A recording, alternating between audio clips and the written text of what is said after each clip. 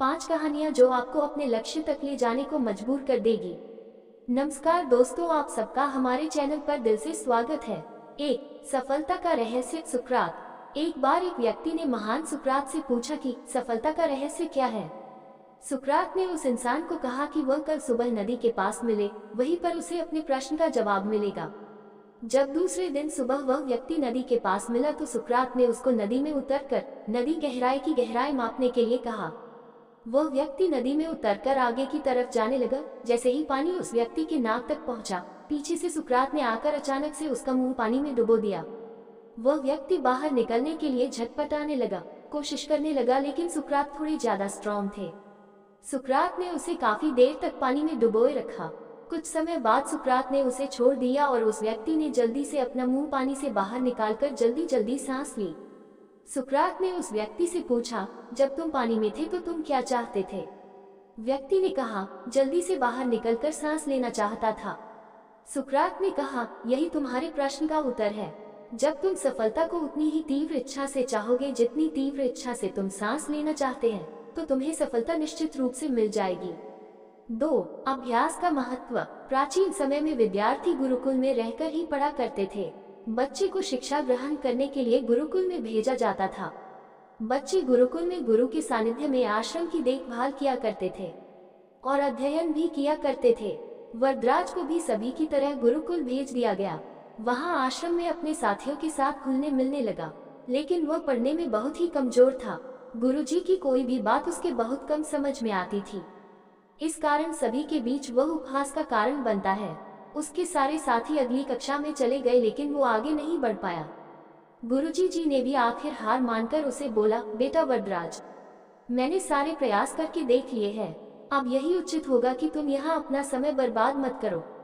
अपने घर चले जाओ और घर वालों की काम में मदद करो। वरदराज ने भी सोचा कि शायद विद्या मेरी किस्मत में नहीं है, और भारी मन से गुरुकुल से घर के लिए निकल गया। दोपहर का समय था। रास्ते में उसे प्यास लगने लगी।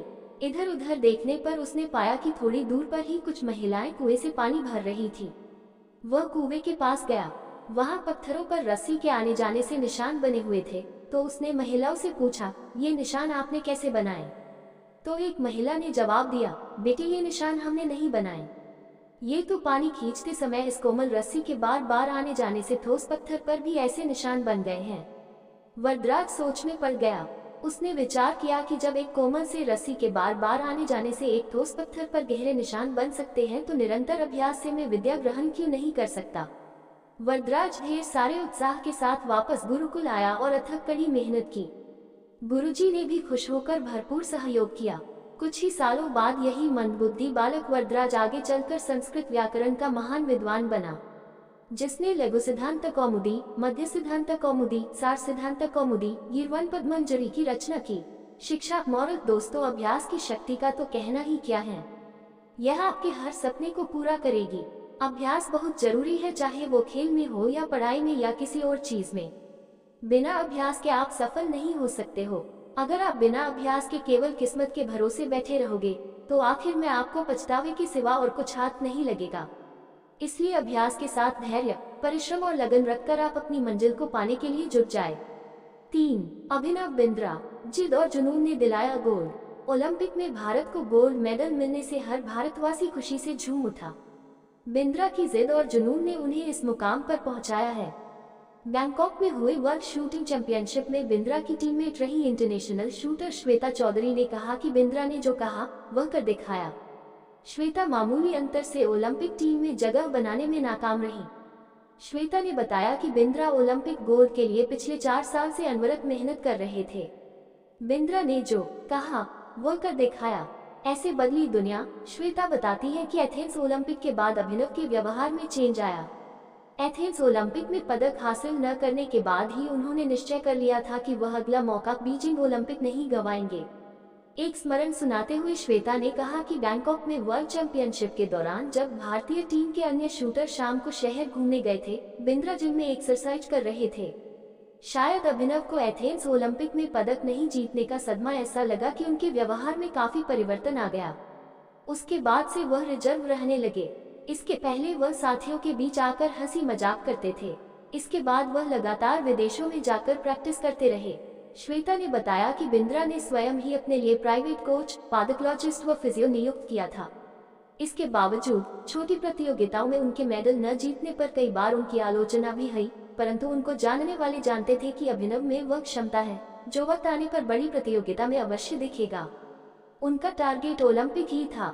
4. भारत रत्न प्राप्त डॉक्टर APJ अब्दुल कलाम। अब्दुल कलाम का जन्म 15 अक्टूबर 1931 को तमिलनाडु के एक गांव धनुषकोडी में हुआ था। इनके पिता मछुआरों को किराए पर नाव देते थे। कलाम ने अपनी पढ़ाई के लिए धन की पूर्ति हेतु अखबार बेचने का कार्य भी किया। डॉक्टर कलाम ने जीवन में अनेक चुनौतियों का सामना किया। उनका जीवन सदा संघर्षशील रहने वाले एक ऐसे व्यक्ति की कहानी है जिसने कभी हार नहीं मानी तथा देश हित में अपना सर्वस्व न्यौछावर करते हुए सदा उत्कृष्टता के पथ पर चलते रहे। 71 वर्ष की आयु में भी वे अथक परिश्रम करते हुए भारत को सुपर पावर बनाने की ओर प्रयासरत थे। भारत रत्न डॉक्टर अब्दुल कलाम भारत के 11वें राष्ट्रपति बने। वे भारत रत्न से सम्मानित होने वाले तीसरे राष्ट्रपति हैं।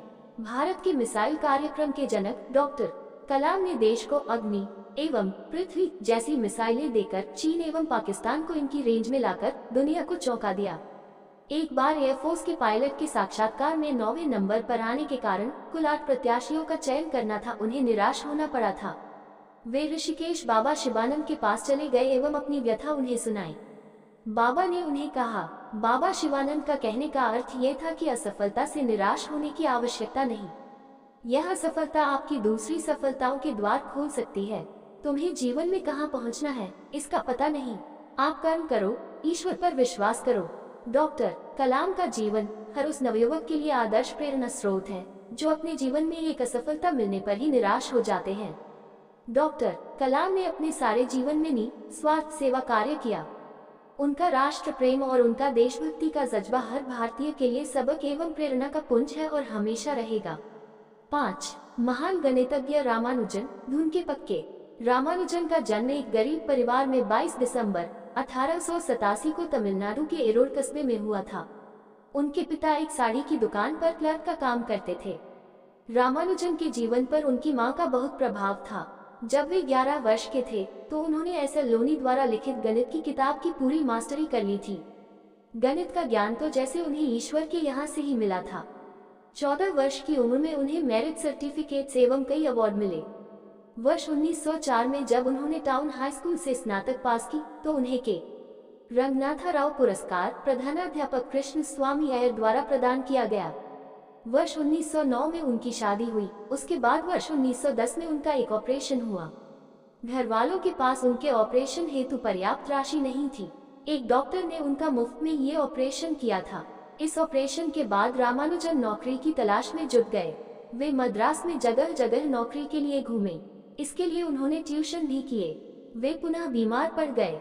इसी बीच वे गणित में अपना कार्य करते रहे। ठीक होने के बाद उनका संपर्क नेल्लोर के जिला कलेक्टर रामचंद्र राव से हुआ।